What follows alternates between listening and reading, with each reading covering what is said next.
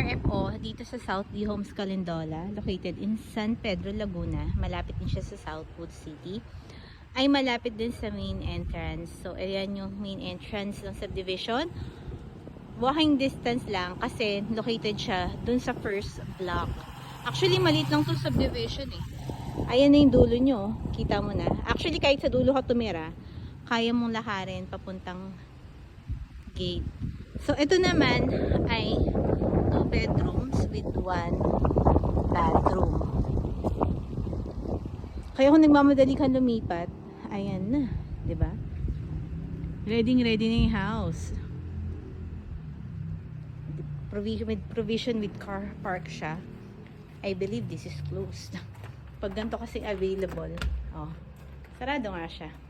Wala pa siyang tiles sa loob. Ayan. Ito medyo kailangan paayusin yung taas. Pero, smooth finish yung taas yan. Ang wala lang siya tiles, ikaw pa maglalagay. So, sakop mo rin. Itong sa likod.